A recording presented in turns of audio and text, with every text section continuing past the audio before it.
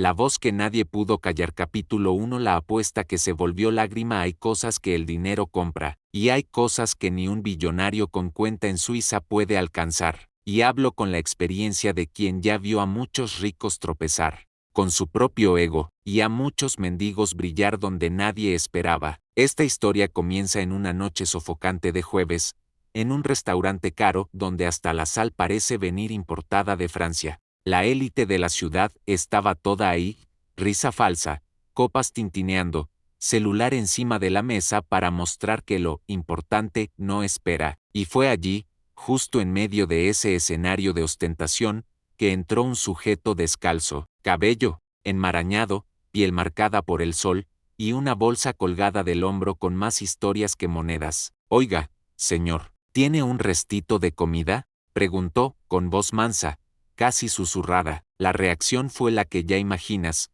muecas, susurros, seguridad acercándose. Pero entonces, entra el tal Eduardo Amaral, empresario del ramo inmobiliario, dueño de 3 mansiones, 6 autos de lujo y cero paciencia para la humildad. Se levanta, con ese aire de superioridad que solo quien nunca pasó hambre puede tener, y suelta en voz alta: ¿quieres comida? Entonces canta para nosotros, artista de vereda, haz que valga la pena el espectáculo. El silencio cayó como piedra. Algunos rieron, pensando que era solo una broma de mal gusto. Otros solo observaron, con esa mirada de no te metas. El mendigo vaciló, miró a los lados. Se veía que quería salir corriendo, desaparecer. Pero, algo en él cambió. Enderezó la postura, tragó saliva, y respondió: si es para cantar, entonces voy a cantar. Y allí, en medio de las copas, de los relojes caros y de los corazones fríos, abrió la boca, y lo que salió de ahí no era una voz común. Era un dolor antiguo, una nostalgia escondida, una belleza que cortaba por la mitad. El salón se detuvo, la conversación murió, la arrogancia se marchitó, hasta el mesero dejó de caminar. Y te digo, aquella voz no era solo voz, era grito tragado, era hambre transformada en nota, era abandono volviéndose arte. Y cuando terminó, Eduardo ya no tenía más broma, solo un ojo empañado que trataba de esconder con una sonrisa torcida. Pero ya era tarde, la vergüenza ya se había sentado a la mesa. Si eres de los que les gusta la historia buena, llena de giros, emoción y verdad, ya deja tu like ahí y suscríbete. Si no, te vas a perder el resto de este cuento contado directo del corazón. Capítulo 2. El hombre que no era visto. Siempre digo, el peor tipo de soledad no es estar solo, es estar rodeado de gente y aún así nadie te ve. Su nombre era Jonas, pero en esa ciudad, todo el mundo solo lo llamaba el mendigo de la placita. Nadie sabía su historia, ni le importaba saberla. Jonas dormía debajo de la marquesina del teatro municipal, entre periódicos viejos, latas de refresco aplastadas y recuerdos que nadie quería oír. Durante el día, vendía artesanías hechas con hilo de cobre. Por la noche, trataba de cantar en los callejones, pero la mayoría de la gente solo pasaba de largo como quien esquiva un hoyo en la acera. ¿Y sabes qué es lo más cruel? Él ya tuvo casa, ya tuvo familia, ya tuvo escenario, pero el escenario se volvió calle, el público, multitud indiferente, y la música, bueno, esa nunca lo abandonó. Lo que nadie sabía y lo que el tal Eduardo jamás imaginaba era que aquel mendigo ya había sido uno de los tenores prometedores de la orquesta joven del estado. Pero la vida tiene el don de voltear las páginas sin avisar. Cuando la esposa de Jonas murió en un accidente, él perdió el rumbo, se hundió en la tristeza, dejó el trabajo, rompió con los suegros y desapareció. El luto es una cosa silenciosa y, a veces, explota hacia adentro. Pasaron los años, y Jonas se volvió estadística, una cara más entre tantas otras ignoradas en las esquinas. Hasta ese día, hasta esa humillación disfrazada de broma en el restaurante. Su canto en ese salón lujoso no fue solo bonito, fue profundo. Esas notas venían de un lugar donde el orgullo y el dolor bailan abrazados, y el impacto fue inmediato. Hubo gente que empezó a aplaudir, otros, avergonzados, solo bajaron la cabeza, pero una persona en especial se quedó inmóvil, una señora de vestido verde esmeralda, sentada, cerca de la ventana. Ella temblaba, sostenía un collar en el pecho con tanta fuerza que parecía tratar de sostener el propio corazón. No puede ser, susurró, nadie lo notó. Solo el mesero que servía agua vio cuando ella dejó caer la copa. Y es ahí, mi amigo, que el misterio comenzó a nacer. ¿Quién era esa mujer? ¿Por qué se quedó tan conmocionada? Y, más importante, ¿qué sabía sobre Jonas? Su voz no solo emocionó, despertó fantasmas. Y como siempre digo, fantasma bueno es aquel que aparece antes de que la mentira se vuelva herencia. Capítulo 3. La mujer del collar. Dicen que quien carga culpa no necesita esposas. Basta un rostro del pasado para dejar el alma en llanto. La mujer de vestido verde esmeralda se llamaba Beatriz Telles, viuda de un juez jubilado, frecuentadora de los salones más finos de la ciudad y, hasta ese día, conocida por su frialdad.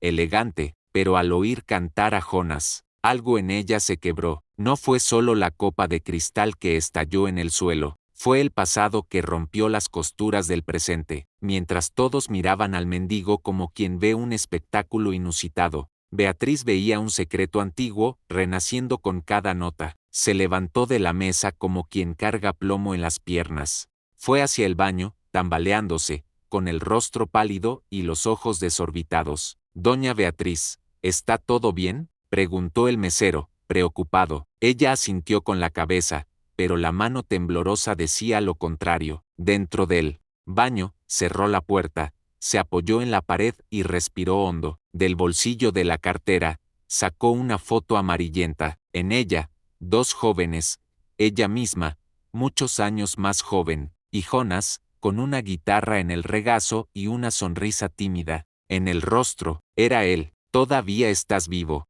dijo, con la voz embargada. Esa noche, Beatriz no volvió a la mesa, pidió el auto y se fue, pero no sin antes dejar una propina alta para el mesero, y una nota garabateada en papel de servilleta: «Encuéntrame mañana, 10 horas, en el kiosco de la plaza. La verdad también necesita cantar». El mesero, confundido, le entregó eso a Jonas antes de que se fuera. Jonas leyó la nota, pero no reconoció el nombre. ¿Beatriz Telles? No tenía idea de quién era, pero algo en ese nombre daba escalofríos, como si el pasado estuviera tocando su hombro de nuevo. Guardó el papel con cuidado, como quien sostiene una chispa de esperanza. Esa noche, Jonas no durmió en el banco de la plaza, ni debajo de la marquesina. Durmió sentado, con los ojos abiertos, mirando la luna, tratando de recordar un nombre que parecía demasiado familiar. Y te pregunto,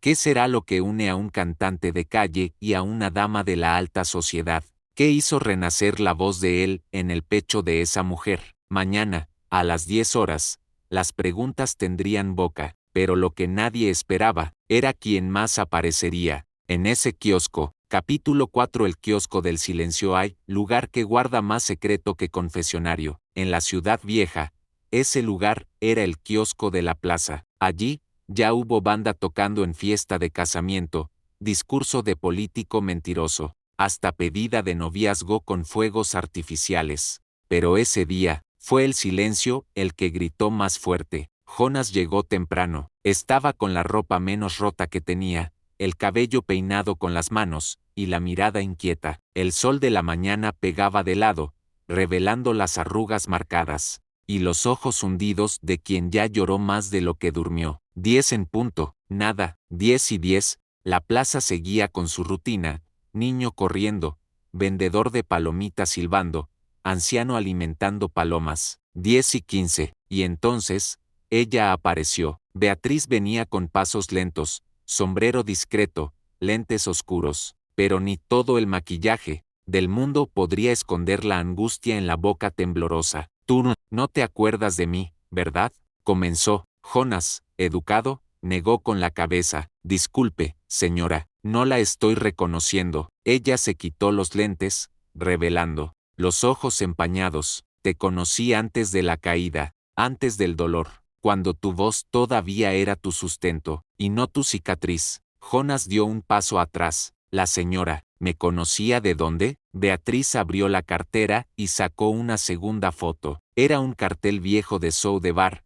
Jonas y Luana, voz y guitarra. Esa foto era un puñetazo en el estómago. Luana, el nombre que no oía hacía 20 años. El nombre que repetía en sueños, sin saber si era nostalgia o delirio. Ella era mi hija, dijo Beatriz, con la voz embargada. Tú fuiste el gran amor de ella. Jonas se congeló. No puede ser, pero era la mujer que amó, que murió en un accidente de auto, que dejó un hueco en su alma. Era hija de esa señora elegante que ahora estaba frente a él, con el dolor encogido en las manos. Beatriz, por primera vez en años, lloró delante de alguien que consideraba inferior. Y Jonas, por primera vez en años, sintió que alguien lo veía como humano. Te busqué, Jonas. Cuando Luana murió, desapareciste. Quise odiarte, quise culparte, pero, ahora entiendo. El silencio se apoderó de los dos, hasta que ella preguntó,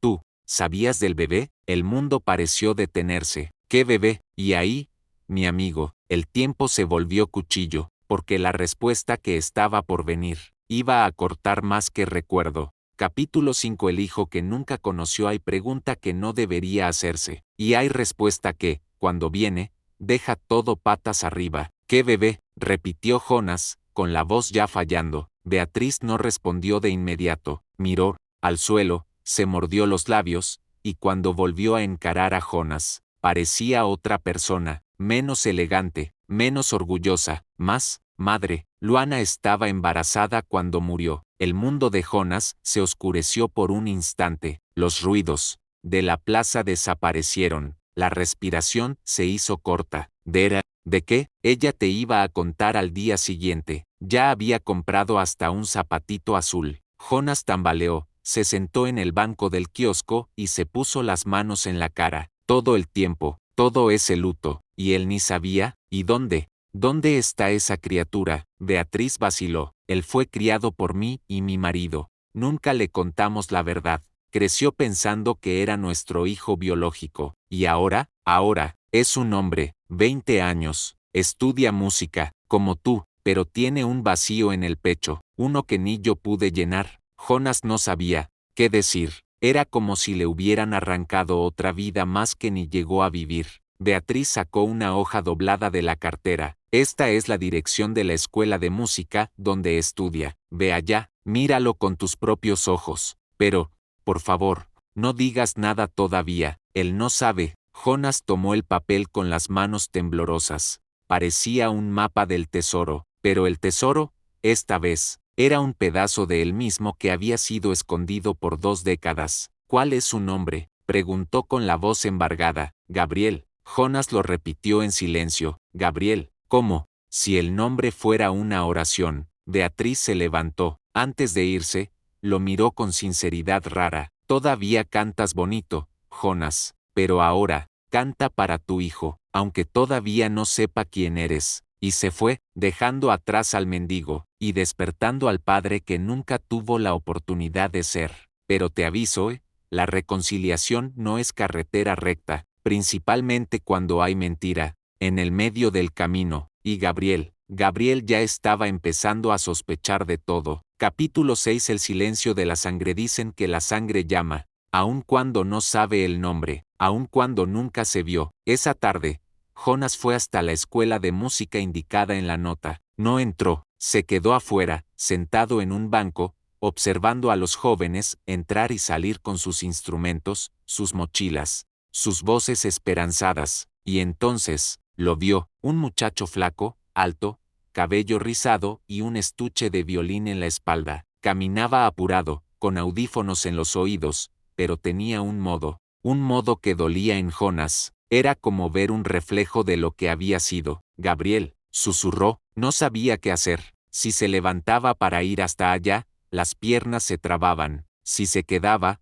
el corazón quería salir por la boca. Gabriel entró a la escuela. Jonas continuó ahí, estático. Al otro día, volvió, y al otro también, hasta que un día, Gabriel salió más tarde y empezó a tocar violín en el patio, y Jonas lloró. No era una música cualquiera, era la misma melodía, que le cantaba a Luana en las noches en que ella no podía dormir. Era la música de ellos. ¿Cómo sabía ese muchacho? La semana siguiente, Jonas creó coraje. Fue hasta la portería y preguntó, ese joven, el que toca violín ahí, ¿es Gabriel? El portero, simpático, respondió, sí señor. Hijo, de doña Beatriz.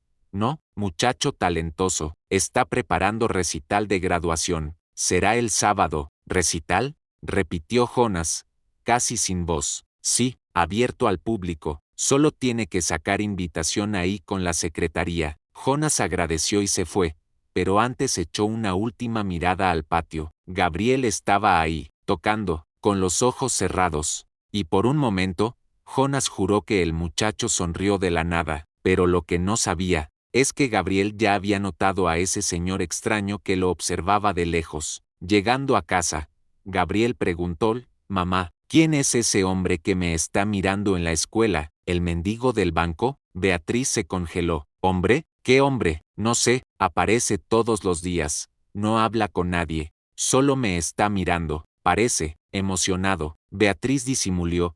Debe ser solo un habitante de la calle curioso. Nada serio. Pero Gabriel no creyó, porque desde que empezó a ver a ese hombre, empezó a tener sueños, con una voz, con una canción, y en el sueño, él era pequeño, y alguien lo mecía en brazos, cantando. El pasado, mi gente, tiene el don de volver hasta en los sueños, y en este caso, estaba a punto de subir al escenario. Capítulo 7. El día en que el mundo paró para escuchar el sábado, llegó con un cielo limpio y azul como pocos. Pero en el pecho de Jonas, la tormenta ya se había formado hacía días. Despertó temprano, se bañó en una canilla pública de la plaza y se puso la ropa más limpia que tenía, una camisa rayada y pantalón de vestir que había guardado, desde los tiempos de cantante, como quien guarda un pedazo de la propia dignidad. El recital iba a pasar en el auditorio de la escuela, público abierto,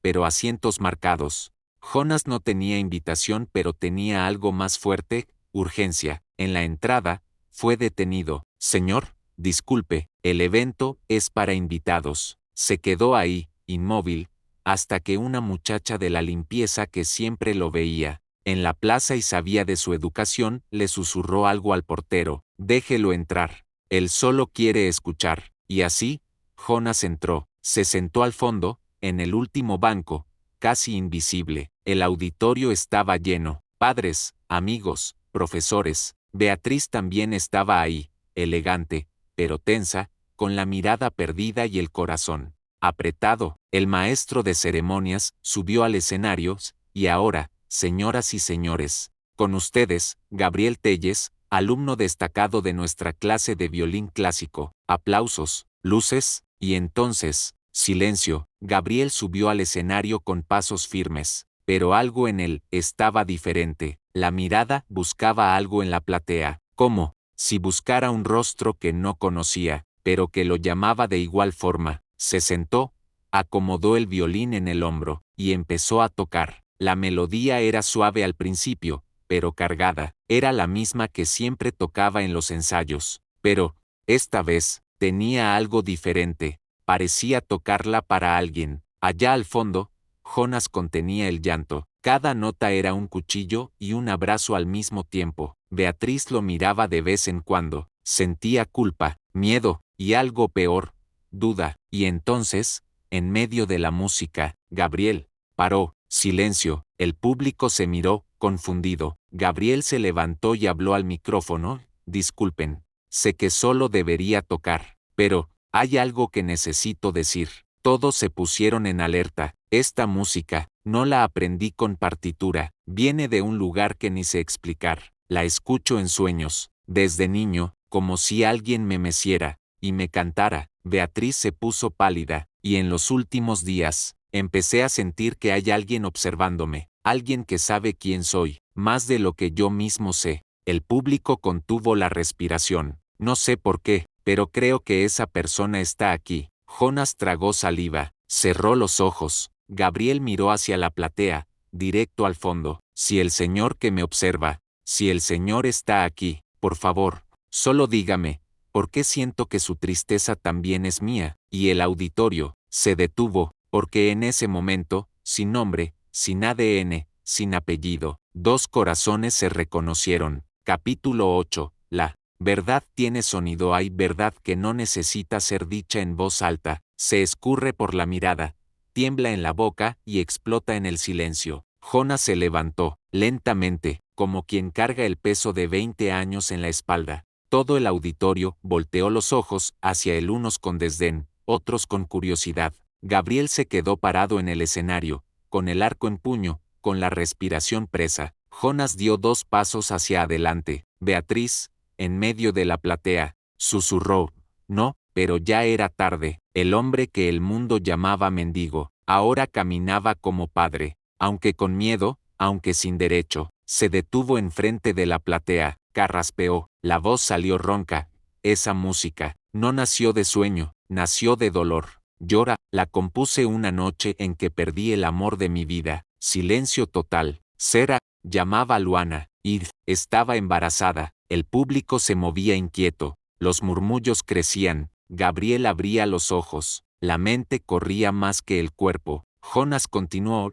Yo no sabía. Desaparecí. Me perdí. Morí en vida. Pero en estos últimos días, reencontré un pedazo de mí que pensé que había sido enterrado con ella. Beatriz se levantó, lágrimas en los ojos, pero todavía tratando de controlar. Basta, Jonas, por favor. Él la miró con dolor y ternura. No, ahora es la hora. Se volteó hacia Gabriel. Su nombre era Luana. Y yo soy Jonas, y aunque todo el mundo dude, aunque me odies por no haber estado, aunque sea demasiado tarde, hizo una pausa. Tú eres mi hijo. La frase cayó en el auditorio como rayo. Algunos rieron de nervios, otros se indignaron. Esto es locura, gritó un hombre. Está inventando esto para ganar dinero, dijo otra mujer. Pero Gabriel no dijo nada, solo se quedó parado. El arco del violín temblaba en su mano, el rostro blanco como papel, y entonces dio un paso hacia adelante, otro más, bajó del escenario, caminó hasta Jonas. Se quedaron frente a frente. ¿Por qué ahora?,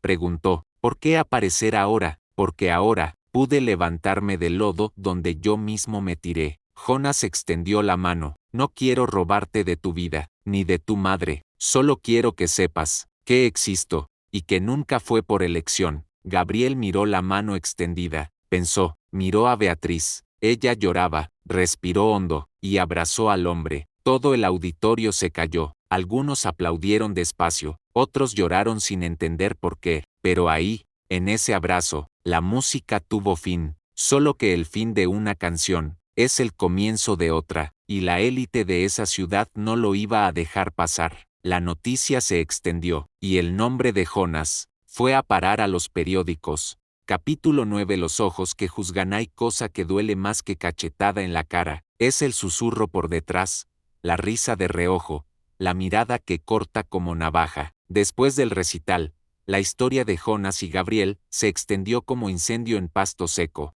Un video del discurso se volvió viral en las redes. Alguien de la platea filmó todo. En 2 días, ya habían hecho hasta montaje con música triste de fondo. Mendigo emociona a la platea al revelar que joven músico es su hijo. Dera, la basura al escenario.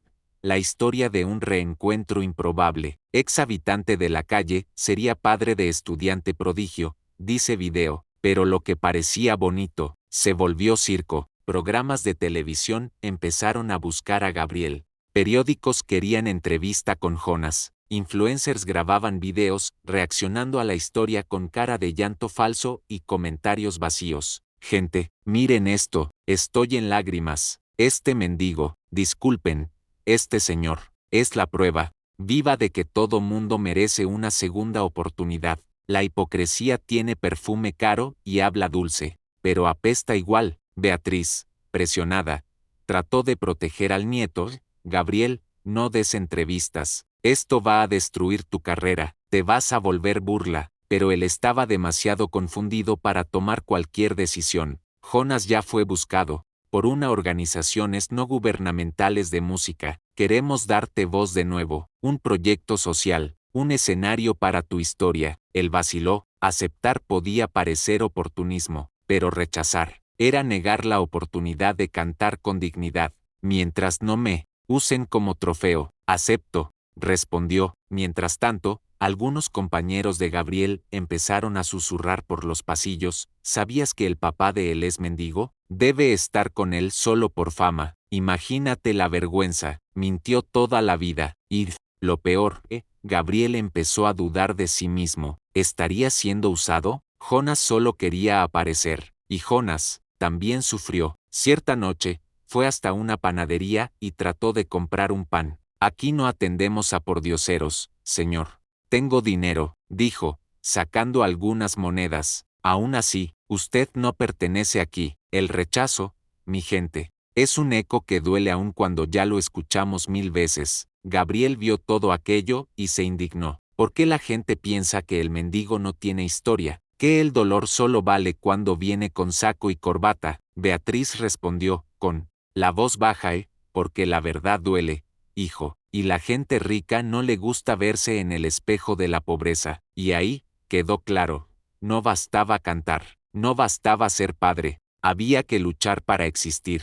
Pero el mundo iba a descubrir que la música de Jonas no cabía en caja ninguna. Capítulo 10. La elección de él. Hay edad para todo en esta vida, menos para el coraje. El coraje no tiene tiempo correcto. Aparece cuando el corazón ya no aguanta más bajar la cabeza. Gabriel pasó 3 días encerrado en el cuarto, sin redes sociales, sin responder mensajes, sin salir ni para comer bien. Beatriz golpeaba la puerta.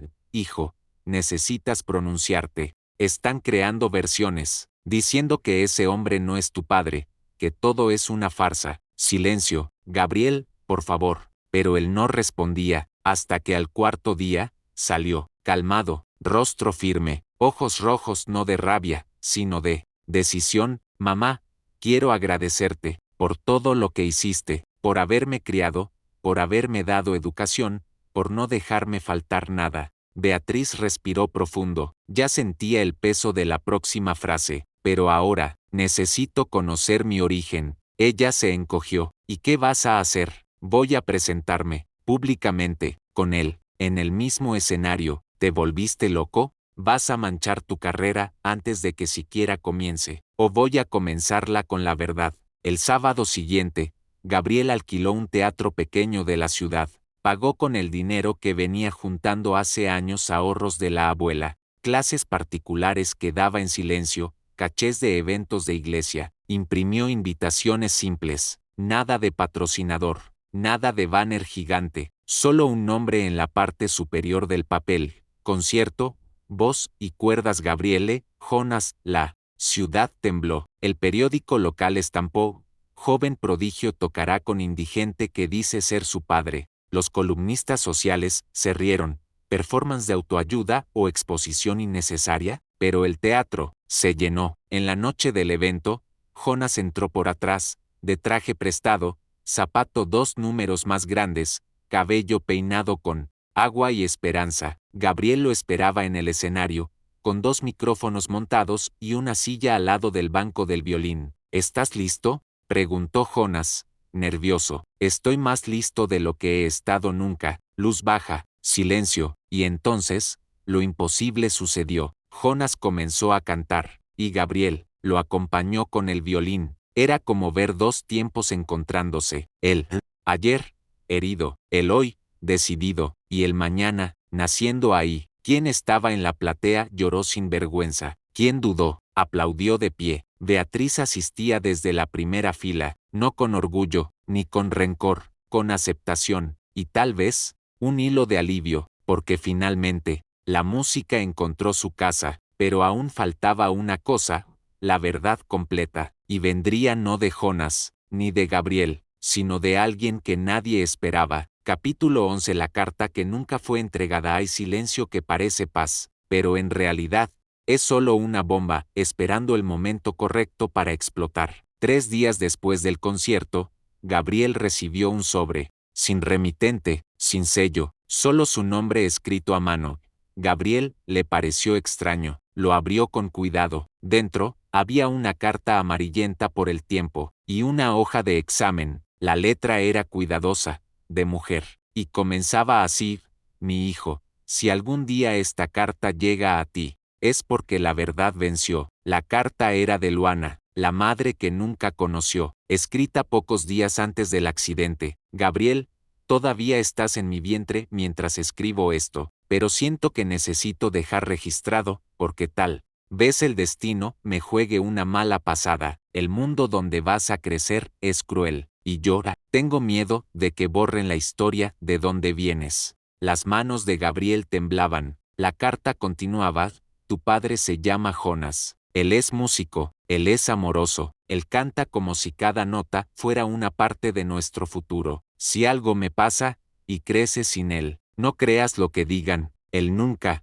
me abandonó, él solo se perdió, como mucha gente se pierde cuando el amor se va. Gabriel tragó en seco, pero la hoja que vino junto fue lo que lo desarmó completamente. Era una prueba de paternidad, fechada hace 20 años. Firmada por Beatriz y por el entonces marido juez. En el resultado, la confirmación: Jonas sí era el padre biológico, pero el papel nunca fue entregado. En el pie de página, una observación hecha a mano: no contar, mejor para el futuro, del niño. Gabriel sintió que el suelo desaparecía. Fue a la casa de la abuela, mostró la carta, el examen, las lágrimas. Beatriz se desplomó. Llora, yo solo quería protegerte. ¿Proteger de qué, abuela? De saber quién soy. Ella lloraba, perdí a mi hija, y en esa desesperación, quise retenerte solo para mí. Y después, cuando te vi crecer tan bien, tuve miedo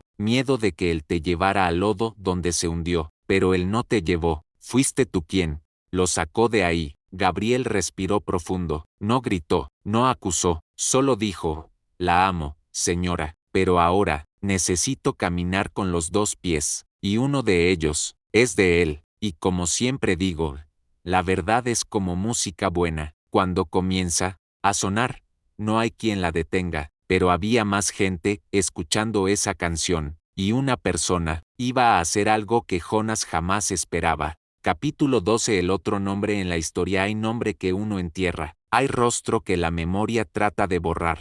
Pero el destino es terco, toma aquello que barremos debajo de la alfombra, y lo coloca justo en el medio de la sala. Era una tarde de miércoles. Jonas acababa de salir de una entrevista con las organizaciones no gubernamentales de música. Estaba animado, iban a comenzar un proyecto con jóvenes de la periferia. Iba a dar clases, cantar, ayudar a otros a no perderse como él. Al cruzar la calle, alguien gritó: Jonas. Se detuvo, se volteó lentamente. Un hombre de mediana edad, bien vestido, ojos hundidos, tenía un diente torcido y un andar ligeramente cojo. No me reconoces, ¿verdad? Jonas entrecerró los ojos. ¿Debería? Soy Cayo Tavares. Estudiamos juntos en la Escuela Técnica de Música. Tú, yo y Olavo, ¿recuerdas? Jonas tragó en seco. Cayo, exacto, yo mismo. ¿Desaparecido?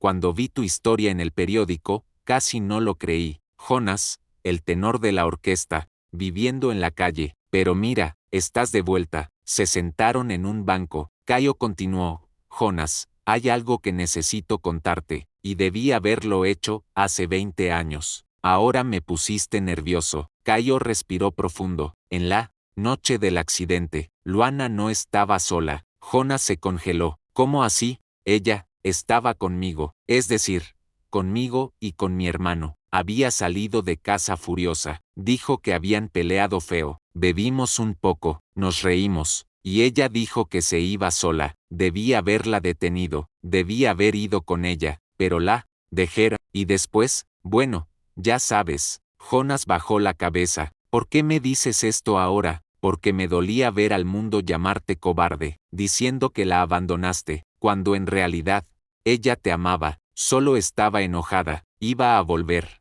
Jonas sintió los ojos llenarse. ¿Y por qué nunca me buscaste? Porque yo también fui cobarde, pero ahora, viéndote ahí, en el escenario con tu hijo, me di cuenta de que no se puede posponer lo que uno debe. Jonas lo abrazó. Dos hombres que el mundo olvidó, dos arrepentidos de más, pero aún a tiempo de perdonarse, y la noticia de este reencuentro llegó a los oídos de Beatriz, y por primera vez, entendió, Jonás no fue el error fue silenciar el dolor, pero aún faltaba un acto final, porque Gabriel tenía un plan, uno que iba a cambiar la vida de Jonás, para siempre. Capítulo 13. La invitación imposible. Hay escenario que está hecho de madera, hay escenario que está hecho de alma, y Jonás estaba a punto de subir al mayor de todos. Sin imaginarlo, Gabriel golpeó la puerta de las organizaciones no gubernamentales una mañana nublada, sosteniendo un sobre simple en las manos. Papá, necesito mostrarte algo. Jonás, que aún se asustaba cuando oía la palabra papá, miró con el cuidado de quien ya perdió todo y teme perder de nuevo. ¿Qué pasó, hijo? Gabriel entregó el sobre. Fui seleccionado para presentarme con la Orquesta Nacional. Gira en 3 ciudades, y podía elegir un acompañante artístico. Jonás sostuvo el sobre con manos temblorosas. ¿Quieres que vaya contigo? Gabriel rió. No, quiero que cantes conmigo. Jonás retrocedió. Eso es demasiado grande. No van a aceptar a alguien como yo, alguien como tú. Gabriel levantó la voz. Tienes más historia que todos los profesores de canto que he tenido. Tu voz curó gente que nunca te ha escuchado. Papá, es contigo que quiero compartir el escenario, no solo como artista, como hijo. Jonás se quedó en silencio por algunos segundos. Después, lloró, pero esta vez, no era dolor, era reconocimiento. El día de la presentación, el teatro era otro, lujoso, platea llena de autoridades, artistas, críticos, periodistas. Gabriel entró primero, violín en mano, postura firme, corazón a los altos. Luego después, entró Jonás, traje nuevo, barba hecha, cabello alineado, pero los ojos eran de niño, niño que volvió a casa. Surgieron murmullos, es él, el padre, el indigente. No puedo creer que permitieron que esto pasara, pero cuando Jonás abrió la boca, el teatro cayó. Su voz llenó cada espacio como si fuera hecha de luz líquida. Cantó una canción nueva, escrita por él y Gabriel, con un nombre simple, pero pesado, suelo, porque antes de subir al escenario, él necesitó conocer el suelo. Aplausos de pie, los críticos rindieron elogios, los reportajes destacaron la performance como la más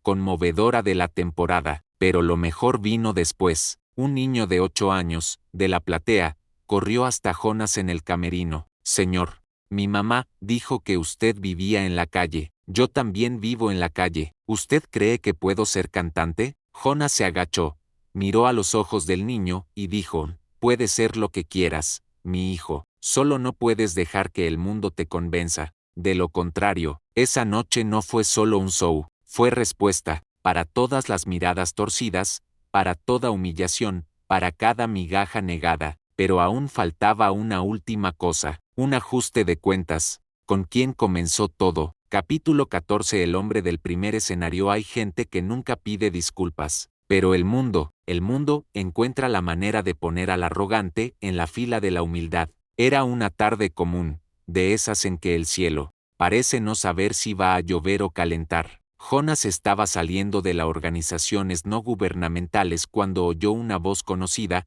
Nunca imaginé que ibas a durar tanto tiempo en el escenario. Se volteó lentamente. Ahí estaba Eduardo Amaral, el mismo empresario que, meses antes, había mandado a Jonás cantar en el restaurante para humillarlo, bien vestido como siempre, pero ahora, con una expresión diferente. No era arrogancia, era incomodidad.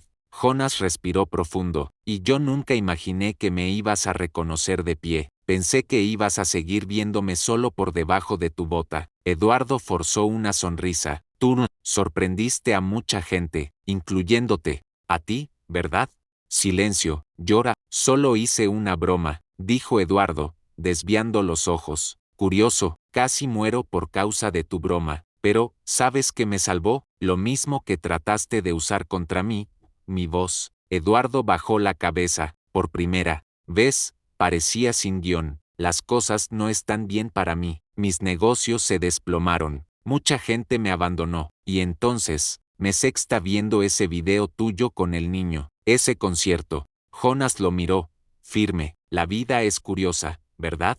Un día humillas a un hombre hambriento en una cena, al otro, tú eres quien tiene hambre de respeto. Eduardo tragó en seco, quería saber si puedo ayudar de alguna manera. Jonas soltó una risa seca. Ahora, sé que parece interés, pero, me equivoqué mucho, y viendo todo lo que construiste, me avergoncé de quién fui. Jonas se quedó callado por algunos segundos. Después, sacó un papel del bolsillo, un panfleto del proyecto social de las organizaciones no gubernamentales y se lo entregó. ¿Quieres ayudar? Ve allá. No necesita dinero, necesita presencia. Eduardo tomó el papel, sorprendido. ¿Confías en mí? No, pero confío en la vida, y ella anda enseñando mejor que muchas universidades por ahí. Se despidieron con un apretón de manos, sin perdón declarado, sin reconciliación forzada, solo con algo más raro, conciencia. Y esa noche, Jonas fue hasta el antiguo restaurante, el mismo donde todo comenzó. Se quedó parado afuera, observando las parejas entrando, los meseros sirviendo, las risas vacías, y entonces, sonrió, porque ahora sabía que su escenario era más grande que ese salón, y su público era el mundo, pero aún falta el último acorde, el cierre, la frase que queda. Capítulo 15. La voz que nadie pudo callar al final de cuentas, no fue la fama, no fue el escenario, no fue el aplauso, lo que salvó a Jonas. Fue el reconocimiento, la mirada del hijo, el abrazo que no exigió disculpa, la nota musical que salió limpia, aún después de tantos años de polvo y lodo. Hoy, quien pasa por la antigua placita donde Jonas dormía, encuentra un kiosco reformado. En el suelo, una plaquita simple, escrita a mano, con letras de hierro. Aquí, cantó un hombre que el mundo trató de callar, pero su música era más grande. Jonas ya no vive en la calle, pero tampoco se fue a vivir a un palacio. Prefirió un rinconcito simple, en el fondo de la escuela de música. Tiene una estufa de 2 hornillas, un estante con partituras viejas, y una silla vacía, que jura guardar para el día en que Luana venga a visitarlo en sueños. Gabriel sigue la carrera, giras, proyectos sociales, entrevistas, pero nunca, sin citar al padre. Él es mi raíz, la voz que me arrulló aun cuando ni sabía que era de él. Y Beatriz, bueno, Beatriz aprendió a amar de otra manera, de la manera que no controla, que no manda, que acepta. Hoy, ella es voluntaria en las organizaciones no gubernamentales, sirve café, dobla ropa, enseña etiqueta, pero, sobre todo, escucha historias. Dice que es una forma de redimirse, de no callar más a nadie. Y Eduardo Amaral está ahí, todos los martes, da charla sobre arrogancia y caída. Sí, él mismo, ¿quién lo diría? ¿Y Jonas? Jonas sigue cantando, pero ahora, no es para comer, es para curar, para enseñar, para recordar que nadie nació invisible, porque en el fondo, mi hijo, hay gente que el mundo llama mendigo, pero que carga más nobleza en el alma que muchos millonarios de traje almidonado, gente que solo necesitaba un micrófono, una mirada, una oportunidad. Y ahora que escuchaste esta historia, hasta el final, dime, ¿cuántas voces ya callaste solo porque no estaban en el tono que esperabas? Piensa en eso, y si esta historia te tocó, comenta aquí abajo lo que más te emocionó. Deja tu like para fortalecer este canal, y suscríbete, que la próxima semana hay más historia que pone la piel de gallina, con tu viejo de guerra, abuelo rico. Hasta la próxima.